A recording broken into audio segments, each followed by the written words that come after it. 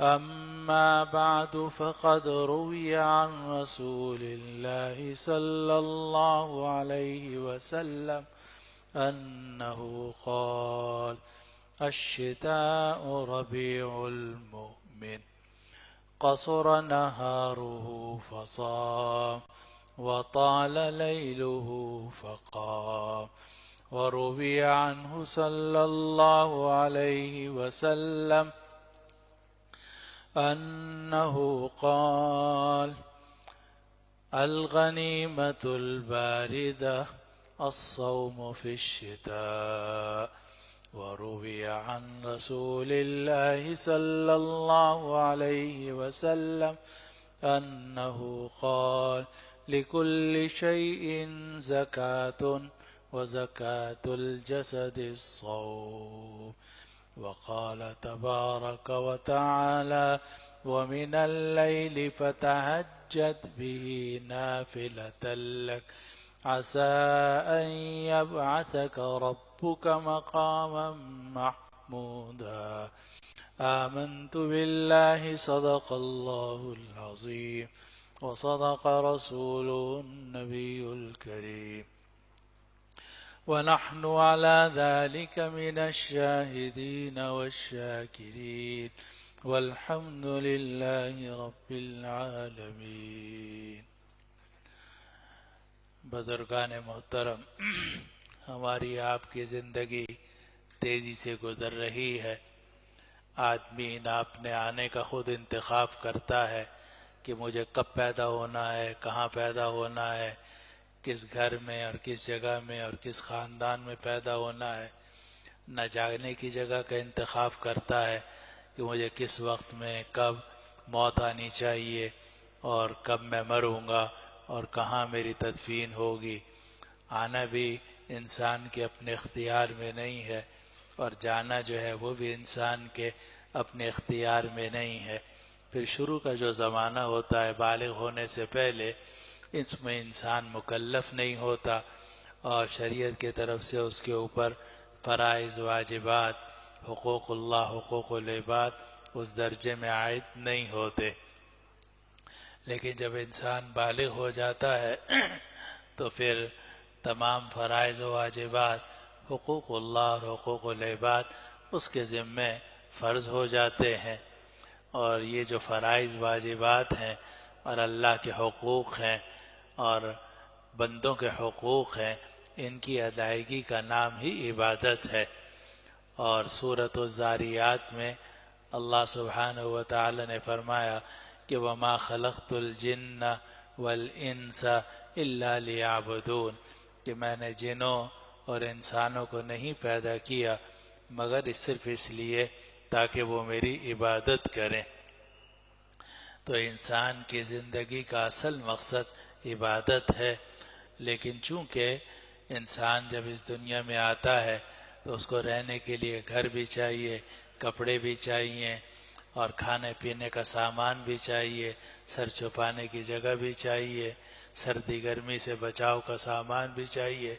تو یہ ساری چیزیں اختیار کرنے کی اور حاصل کرنے کی اور کمانے کی شریعت نے اجازت دی ہے، بشرطے کہ انسان اپنا مقصد اصلی فراموش نہ کرے۔ اور انسان کے آنے کا اصل مقصد اور ہماری زندگی گزارنے کا اصل مقصد عبادت ہے۔ اور جو اصل عبادت ہے وہ تو ہم کم ہی وقت میں ادا کرتے ہیں۔ 5 وقت کی نماز پڑھ لی، نفلیں پڑھ لی، اور کچھ سنتیں پڑھ لی، اشراق چاش پڑھ لی، تہجد پڑھ لی، سب ملا کر بھی 24 گھنٹوں میں شاید 4 گھنٹے ہوں گے جس میں ہم عبادت اللہ تعالیٰ کی کرتے ہوں گے۔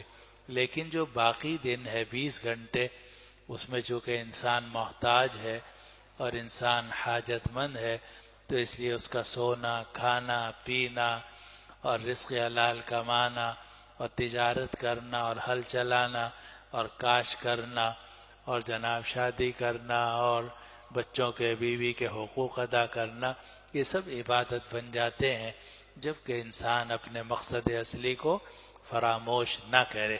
اصل مقصد سامنے رکھنا چاہیے۔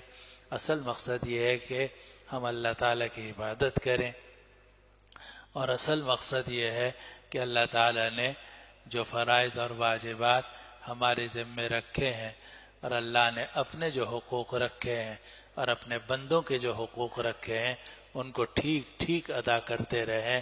اگر ہم یہ کام کرتے رہیں تو ہمارا سونا، جاگنا، چلنا پھرنا، ہنسنا، بولنا، شادی کرنا، یہ سارا کا سارا عبادت ہے، جبکہ وہ شریعت کے دائرے میں ہو اور حلال درجے کے اندر ہو اور انسان اپنے مقصد اصلی کو فراموش نہ کرے. اور اصل مقصد اصلی جو ہے وہ عبادت ہے.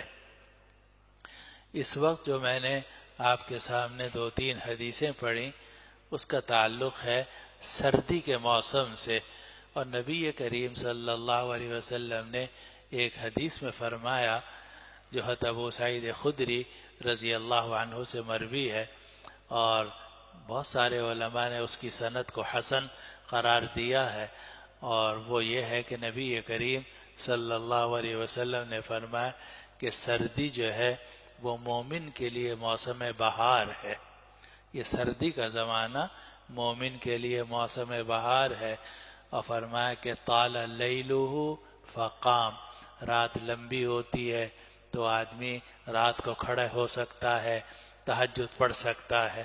وقصر نہارہ فصام، اور دن چھوٹا ہوتا ہے تو آدمی روزہ رکھ لیتا ہے.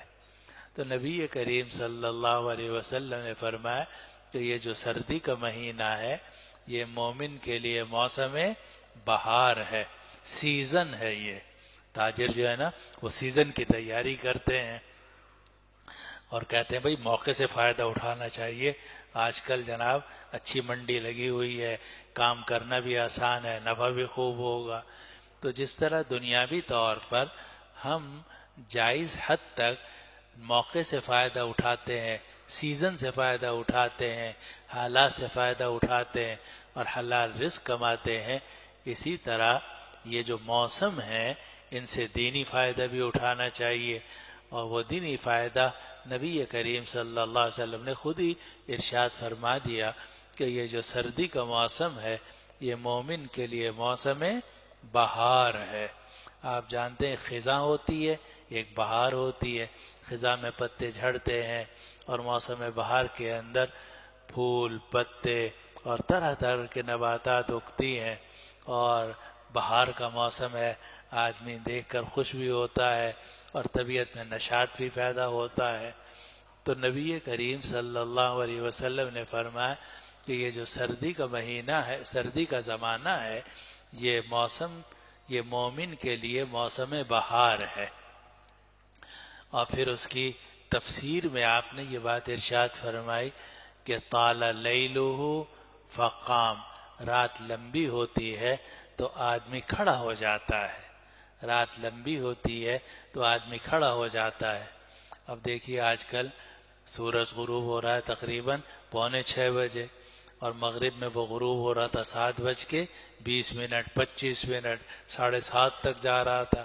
تقریباً 1.5 گھنٹہ جو ہے وہ رات جناب وہ لمبی ہو گئی. اس طرح فجر جو ہے وہ بھی آج کل کافی دیر سے ہو رہی ہے، وہاں بھی تقریباً 1.5 گھنٹے کا فرق پڑ گیا ہے. تو رات لمبی ہو گئی ہے، دن چھوٹے ہو گئے ہیں، تو ان سے فائدہ اٹھانا چاہیے. یہ جو سردی میں کبھی کے دن بڑے کبھی کی راتیں بڑی، اردو کا محاورہ ہے. تو اس وقت جو ہے وہ شریعت نے ہمیں یہ ترغیب دی ہے کہ سردی کے اس موسم سے فائدہ اٹھانا چاہیے. اور پہلی بات یہ فرمائی کہ طال لیلہ فقام، رات لمبی ہوتی ہے تو آدمی کھڑا ہو جاتا ہے یعنی عبادت کر لیتا ہے. اور آپ حضرات کو معلوم ہوگا کہ فرض نمازوں کے بعد جتنی بھی نفل نمازیں ہیں ان میں افضل ترین نماز تہجد کی نماز. جتنی آپ نفلیں پڑھتے ہیں، چاہے آپ صلاۃ التسبیح پڑھنا چاہو، چاہے چاش پڑھو، چاہے اشراق پڑھو، چاہے اوابین پڑھو، چاہے تحیۃ الوضو پڑھو، چاہے تحیۃ المسجد پڑھو، سب کا درجہ بعد میں ہے. سب سے اونچا درجہ ہے کس کا؟ تہجد کی نماز کا. اور بہت سارے علماء کا تو خیال یہ ہے کہ یہ تہجد کی نماز ہمارے لیے تو سنت ہے، لیکن نبی کریم صلی اللہ علیہ وسلم پر فرض تھی، چنانچہ آپ کبھی تہجد کا ناغہ نہیں فرماتے تھے، اور قرآن نے فرمایا کہ وَمِنَ اللَّيْلِ فَتَهَجَّدْ بِهِ نَافِلَةً لَكَ، آپ رات میں تہجد پڑھا کریں، یہ آپ کے لیے ایک زائد چیز ہے۔ عام مسلمانوں کے لیے تہجد اتنی ضروری نہیں ہے، آپ کے لیے ضروری ہے۔ ویسے بھی کوئی بھی ولی اللہ ہو یا کوئی بھی نیک آدمی ہو، اگر وہ اللہ تعالیٰ کا قرب حاصل کرنا چاہتا ہے اور ولی اللہ بننا چاہتا ہے تو یوں تو اللہ تعالیٰ کا فضل چاہیے، لیکن اسباب کے درجے میں ایک اہم چیز جو ہے وہ تہجد کی نماز ہے۔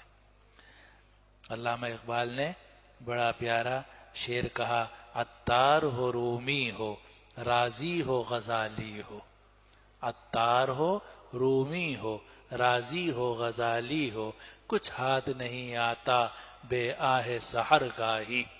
شیخ فرید الدین عطار ہوں، فخر الدین رازی ہوں، مولانا جلال الدین رومی ہوں، یا کوئی بھی بڑے اولیاء اللہ میں سے کسی کا بھی آپ نام لے لیں، کوئی ایسا نہیں ہے کہ جس کو صبح کی آہ کے بغیر، یعنی صبح کی تہجد کے بغیر کچھ مل گیا ہو۔ جو ملتا ہے وہ رات کی تاریکی میں اللہ تعالیٰ کے سامنے تہجد پڑھنے میں ملتا ہے۔ ویسے تو ہمارے بزرگوں نے یہ بات بھی فرمائی کہ اگر رات کو آخر شب میں اٹھنا مشکل ہو اور آدمی عشاء کی نماز سے پہلے وتروں سے، معاف کیجیے، عشاء کی نماز کے فرض اور سنتوں کے بعد وتروں سے پہلے یا سونے سے پہلے 4 رکعت تہجد کی نیت سے پڑھ لے گا تو بھی انشاءاللہ اس کو صلاۃ اللیل کا ثواب مل جائے گا۔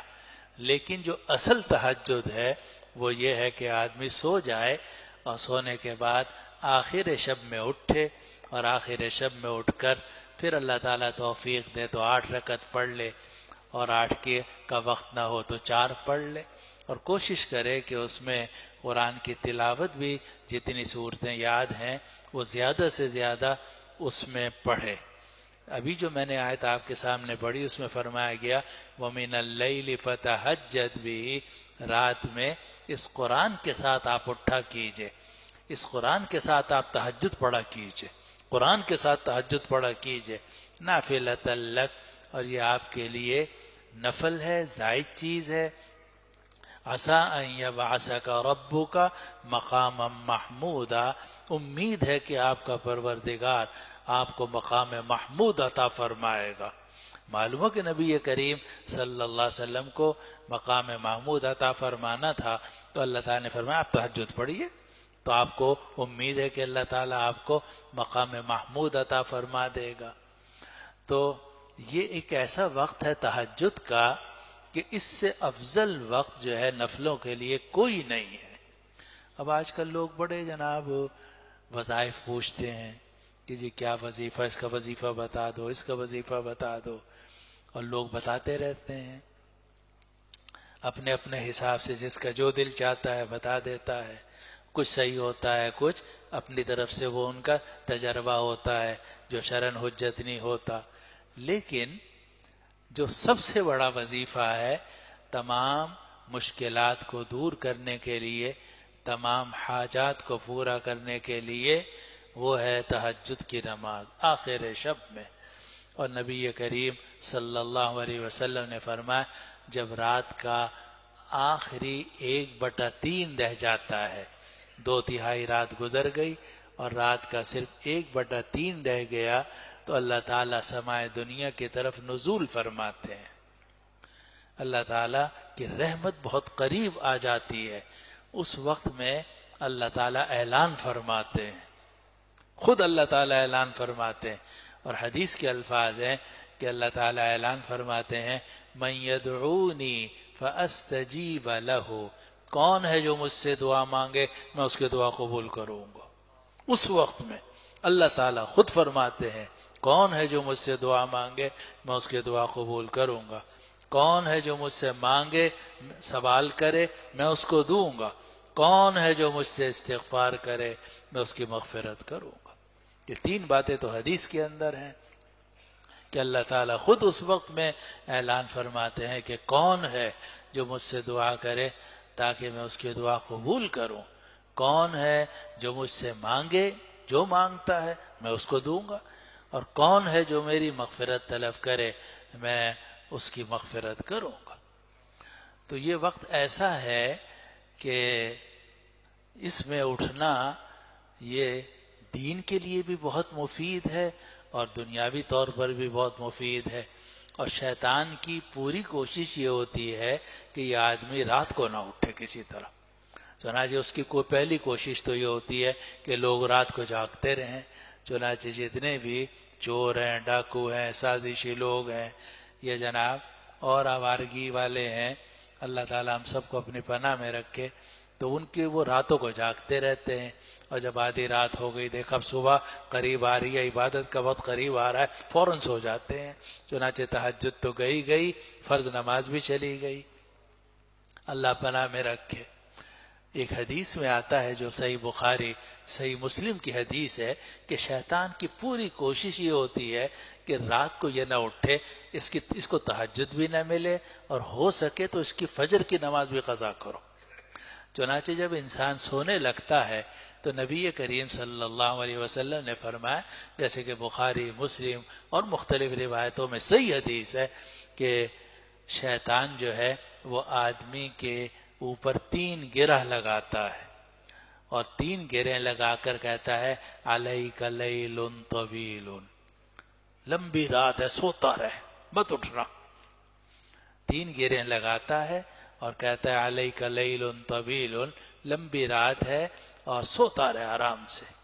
نبی کریم صلی اللہ علیہ وسلم نے فرمایا کہ اگر آدمی کی آنکھ کھلے اور بیٹھ جائے اور کوئی بھی اللہ کا ذکر کر لے، سبحان اللہ، الحمدللہ، لا الہ الا اللہ، اللہ اکبر، ان فی خلق السماوات والارض واختلاف اللیل والنہار، کوئی بھی اللہ کا ذکر آپ کر لیں تو فرمایا انحلت عقدۃ، ایک گرہ کھل جاتی۔ آپ بستر پر بیٹھ گئے، آپ نے سبحان اللہ، الحمدللہ کچھ بھی پڑھا، جو آپ کے دل میں آئے پڑھ، اللہ کا ذکر ہو بس، تو ایک گرہ کھل گئی۔ اور فرمایا کہ اس کے بعد جب وضو کر لیتا ہے دوسری گرہ بھی کھل جاتی ہے، اور جب جناب اٹھ کر نماز پڑھ دیتا ہے تو تیسری گرہ بھی کھل جاتی ہے۔ اور فرمایا کہ جب ایسا آدمی جب صبح کو اٹھتا ہے اور باہر نکلتا ہے تو نشیطاً طیبا نفس، وہ بڑا چست ہوتا ہے، دل اس کا بڑا ہلکا ہوتا ہے، جسم ہلکا ہوتا ہے۔ اور فرمایا کہ جو آدمی ساری رات سوتا رہتا ہے شیطان کے کہنے کے مطابق، تو اصبح خبیث النفس کسلان، جب صبح کو اٹھتا ہے تو خبیث النفس ہوتا ہے، یعنی دل اس کا خراب ہوتا ہے، سست ہوتا ہے، چلا نہیں جا رہا ہوتا، اس کو دفتر جانا مشکل ہوتا ہے، اپنے ڈیوٹی پر جانا مشکل ہوتا ہے، کام کرنا اس کو مشکل ہوتا ہے۔ تو یہ نبی کریم صلی اللہ علیہ وسلم نے ارشاد فرمایا، اور یہ حقیقت ہے کہ جس کو جو ملا ہے وہ تہجد کی برکت سے ملا ہے۔ اللہ تعالیٰ مجھے بھی اس کی توفیق عطا فرمائے۔ ہمارے بہت سارے بزرگوں کا طریقہ یہ تھا کہ وہ اگر اپنے اندر کوئی خرابی دیکھتے تھے یا چاہتے تھے کہ یہ اچھائی مجھے نصیب ہو جائے تو اس پہ تقریر کرتے تھے۔ حضرت تھانوی رحمۃ اللہ علیہ نے فرمایا ایک مرتبہ کہ میں نے محسوس کیا کہ مجھے غصہ زیادہ آتا ہے، تو میں نے غصے کے خلاف تقریریں کی۔ تو فرمایا کہ جب میں نے غصے کے خلاف تقریریں کی تو اس کا فائدہ یہ ہوا کہ مجھے خود توفیق ہو گئی غصے پر قابو پانے کی۔ تو اگر آدمی دوسروں کو تہجد کی تلقین کرے تو امید ہے کہنے والے کو بھی کچھ نہ کچھ شرم آئے گی، اس کو بھی کچھ نہ کچھ توفیق ہو جائے گی۔ تو یہ تہجد ایک ایسی عبادت ہے کہ جو انسان کی دنیا کے لیے بھی بہت مفید ہے، آخرت کے لیے بھی مفید ہے، اور اس سے بڑھ کر کوئی وظیفہ نہیں۔ میں آپ کو صاف صاف بتاتا ہوں، آپ ادھر ادھر وظائف کے چکر میں پھرتے رہو، لیکن جو نبی کریم صلی اللہ علیہ وسلم نے احادیث صحیحہ میں جو وظیفہ ارشاد فرمایا ہے اس کو آپ لوگ کیوں نہیں استعمال کرتے؟ کیونکہ نبی کریم صلی اللہ علیہ وسلم نے صاف فرما دیا کہ جب تہائی رات رہ جاتی ہے اللہ تعالیٰ سمائے دنیا پر نزول فرماتے ہیں اور یہ فرماتے ہیں کون ہے جو مجھ سے دعا کرے میں اس کی دعا قبول کروں گا، کون ہے جو مجھ سے مانگے میں اس کو دوں گا، کون ہے جو مجھ سے معافی مانگے میں اس کی مغفرت کروں گا۔ تو سردی کا ایک فائدہ تو یہ ہے کہ آدمی اگر تہجد پڑھنا چاہے یا فجر کی نماز کے لیے اٹھنا چاہے تو بہت آسان ہے۔ دوسرا سردیوں کا فائدہ یہ بیان کیا گیا کہ اس میں روزہ رکھنا بہت آسان ہوتا ہے۔ فرمایا قصر نہارہ فصام، دن چھوٹا ہوتا ہے تو روزہ رکھنا آسان ہوتا ہے۔ ابھی ہم نے رمضان کے روزے رکھے تھے گرمی کے زمانے میں اللہ تعالیٰ کے فضل اور توفیق سے، مگر وہ جو ہم نے گرمی میں رمضان کے روزے رکھے تھے اور آج کل جو ہم اگر روزہ رکھنے کی توفیق ہو 3 گھنٹے کا فرق ہے، 3 گھنٹے کا، کہ روزہ آپ کا 3 گھنٹے چھوٹا ہو گیا۔ اب جب 3 گھنٹے چھوٹا ہو گیا اور پھر گرمی میں تو پیاس بہت لگتی ہے اور جناب ٹھنڈا سر پہ پانی ٹھنڈا ڈالو اور یہ کرو اور وہ کرو، لیکن سردی میں تو پیاس تو بہت کم لگتی ہے، بھوک تھوڑی بہت لگتی ہے، لیکن وہ بھی وقت جو کہ کم ہوتا ہے آدمی آرام سے برداشت کر لیتا ہے۔ تو دوسرا فائدہ نبی کریم صلی اللہ علیہ وسلم نے سردیوں کا یہ ارشاد فرمایا کہ دن چھوٹا ہوتا ہے تو روزہ رکھنا آسان ہوتا ہے۔ اور ہم میں سے کئی لوگ ایسے ہیں کہ جن کے روزے چھوٹے ہوئے ہوتے ہیں، خاص طور پر خواتین، ان کے ساتھ مختلف بیماریوں کے ساتھ مختلف مسائل ہوتے ہیں، بچوں کی پیدائش ہے، ناپاکی کا زمانہ ہے، دودھ پلانے کا زمانہ ہے، اور ان زمانوں میں وہ روزہ چھوڑ دیتی ہیں شریعت کے حکم کی وجہ سے۔ تو مرد بھی ایسے ہوتے ہیں جن کے ذمہ فرض روزے باقی ہوتے ہیں، خواتین کی بھی ایک بھاری تعداد ہوتی ہے جن کے ذمہ روزے فرض ہوتے ہیں، لیکن اگر وہ اس سردی کے زمانے میں تھوڑی سی ہمت کریں تو ان کے لیے اپنے روزے اتارنا آسان ہو جاتا ہے۔ میں ایسے لوگوں کو جانتا ہوں کہ جنہوں نے 800 روزے اتارے ہیں، یعنی رکھے ہی نہیں تھے انہوں نے بچپن سے، اور جناب ان کے ذمہ روزے چڑھتے رہے، پھر اللہ تعالیٰ نے ان کو ہمت دی اور توفیق دی۔ تو آدمی کو کبھی یہ نہیں سوچنا چاہیے کہ میرے ذمہ 150 روزے ہو گئے، 200 ہو گئے، اتارنا شروع کر دو۔ ایک اترے گا تو کم از کم تو ہوں گے۔ اگر موت آ گئی تو اللہ تعالیٰ بھی تو بڑے غفور رحیم ہیں، وہ دیکھیں گے کہ اس بیچارے نے کوشش کر رہا تھا، 3 تو اس نے اتار لیے، 147 باقی ہیں، اللہ تعالیٰ معاف فرما دیں گے، معافی کی امید ہے، بشرطے کہ آدمی کچھ کوشش تو کرے۔ اس لیے سردی کے زمانے کو غنیمت سمجھنا چاہیے، اور مردوں کو بھی اس میں اپنے فرض روزے اتارنے چاہیے اور خواتین کو بھی موقع فراہم کرنا چاہیے۔ اور میں تو اکثر ساتھیوں کو، اپنے رشتہ داروں کو اور اپنے قریب کے لوگوں کو یہی مشورہ دیتا ہوں کہ بھئی جو چھٹی کا دن ہے اس کو آپ چھٹی کے طور پر مناؤ، جو چھٹی کا دن ہے اس کو چھٹی کے طور پر مناؤ۔ کسی کی چھٹی جمعے کی ہوتی ہے، کسی کی چھٹی اتوار کی ہوتی ہے، کسی کی ہفتے کی بھی ہوتی ہے، مختلف حساب سے چھٹی کا دن ہے۔ بیوی کو بھی کہہ دو کہ بھئی آج چھٹی منائیں گے۔ چھٹی منانے کا کیا مطلب کہ بس روزہ رکھیں گے، سحری کھائیں گے اور پھر چادر تان کے سو جائیں گے۔ چادر تان کے سونا صحیح معنی میں محاورہ ہو، اس زمانے میں صادق آئے گا کہ چادر تان کے سو جاؤ، ظہر کے وقت میں اٹھو اور جناب ظہر کی نماز پڑھو، پھر تو روزے کا پتہ ہی نہیں چلتا، آگے تو عصر مغرب ویسے ہی تیار ہوتی ہے۔ اور اگر مرد جو ہے وہ خاتون کا ساتھ دے، اپنے گھر کی عورتوں کا ساتھ دے، مرد جو ہے نفلی روزہ رکھ لے اگر اس کے اوپر فرض روزہ نہیں ہے، اور خاتون سے کہے اپنے گھر کی جو بیٹی ہے، بیوی ہے اور جو خواتین ہے کہ بھئی روزہ رکھنا چاہو تو رکھ لو، میں تمہارا ساتھ دوں گا۔ بسا اوقات خاتون اپنے لیے نہیں افطاری بناتی یا سحری بناتی، کیونکہ خاتون کہتی کون اٹھے اور کون بنائے، لیکن مرد اگر اٹھ جائے گا تو خاتون بھی اٹھ جاتی ہے، وہ کہتی ہے بھئی یہ مرد اٹھا ہوا ہے، میرا باپ ہے یا شوہر ہے یا بھائی ہے، لاؤ اس کے لیے میں بنا دوں، پھر سوچتی ہے لاؤ میں بھی روزہ رکھ لوں۔ تو آپ دوسرے کے روزے کا بھی ذریعہ بن جاتے ہیں۔ اور نبی کریم صلی اللہ علیہ وسلم ہر مہینے میں 3 نفلی روزے رکھا کرتے تھے. یہ آپ کا معمول تھا، ساری عمر کا معمول تھا. جس طرح تہجد آپ نہیں چھوڑتے تھے، اسی طرح ہر مہینے میں 3 نفلی روزے بھی آپ نہیں چھوڑتے تھے. کبھی تو 13، 14، 15 کو رکھ لیتے تھے، کبھی مہینے کے شروع میں 3 رکھ لیتے تھے، کبھی مہینے کے آخر میں 3 رکھ لیتے تھے. اور بعض روایات میں آتا ہے کہ کبھی آپ پیر، منگل، بدھ کو رکھتے تھے، اگلے مہینے میں آپ جمعرات، جمعہ، ہفتے کو رکھتے تھے. مختلف بدل بدل کے آپ رکھتے تھے. جیسے آپ نفلیں پڑھتے ہیں، نفل یہاں پڑھ لی، پھر آپ ادھر جا کے پڑھ لی، پھر ادھر، تاکہ ہر جگہ قیامت کے دن آپ کے گواہی دے کہ اس نمازی نے میرے اوپر نماز پڑھی تھی. تو ہر دن گواہی دے کہ اس آدمی نے میرے لیے، اللہ کے لیے نفلی روزہ رکھا تھا. خلاصہ یہ ہے کہ یہ سردی کا مہینہ ہے. اللہ تعالیٰ مجھے بھی توفیق دے اور آپ کو بھی توفیق عطا فرمائے. تو ان سردی کے زمانے میں 2 عبادتیں ایسی ہیں جو اہم ترین ہیں، اور وہ ہم اس سردی کے زمانے میں آرام سے ادا کر سکتے ہیں. ایک تہجد کی نماز اور دوسرا نفلی روزہ یا فرض روزہ جو آپ کے ذمے قضا ہے. ایک حدیث میں نبی کریم صلی اللہ علیہ وسلم نے فرمایا ہر چیز کی ایک زکوٰۃ ہوتی ہے، اور جسم کی زکوٰۃ روزے ہے. یعنی جسم جو پاک صاف ہوتا ہے وہ صرف روزے سے پاک صاف ہوتا ہے. اور نبی کریم صلی اللہ علیہ وسلم کا ارشاد تو 100% سچا.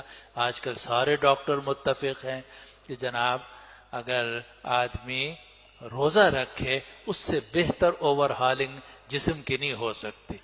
پورا جسم جو ہے وہ ٹھیک ہو جاتا ہے، موٹاپا دور ہوتا ہے. اور جب آپ بھوکے رہتے ہیں تو اندر کی جو زائد چربی ہے وہ پگھلنے لگتی ہے، پھر اوپر کی چربی بھی آہستہ آہستہ پگھلنے کا وقت آ جاتا ہے. تو نبی کریم صلی اللہ علیہ وسلم نے فرمایا ہر چیز کی زکوٰۃ ہے، اور جسم کی زکوٰۃ روزہ ہے. تو یہ 2 عبادتیں ہیں، ایک تہجد اور دوسرا روزہ، چاہے فرض روزہ ہو جو آپ کے ذمے ہو یا نفلی روزہ جو ہر مہینے میں کم از کم 3 نفلی روزے آپ رکھ لیں. تو یہ وہ بات ہے جو نبی کریم صلی اللہ علیہ وسلم نے فرمائی الشتاء ربیع المؤمن. یہ سردی کا زمانہ مومن کے لیے موسم بہار ہے. طال لیلہ فقام، رات لمبی ہوتی ہے، آدمی آرام سے کھڑے ہو سکتا ہے، تہجد پڑھ سکتا ہے. وقصر نہارہ فصام، اور دن چھوٹا ہوتا ہے، آدمی آرام سے روزہ رکھ لیتا ہے. اب یہ نومبر ہے، دسمبر ہے، جنوری ہے، فروری ہے، مارچ کا بھی کچھ حصہ مل جاتا ہے. یہ سردی کا زمانہ ہے. اگر ہم ان زمانے کو استعمال کریں تو ہمارے ذمے جتنے فرض روزے ہیں یا خواتین کے ذمے تو اس کی توفیق ہوگی، ورنہ کم از کم نفلی روزے ہر مہینے میں ہم 3 روزے اس زمانے میں آرام سے رکھ سکتے ہیں. اللہ تعالیٰ سب سے پہلے مجھے عمل کی توفیق عطا فرمائے، پھر آپ حضرات کو بھی توفیق نصیب فرمائے. وآخر دعوانا ان الحمد للہ رب العالمین.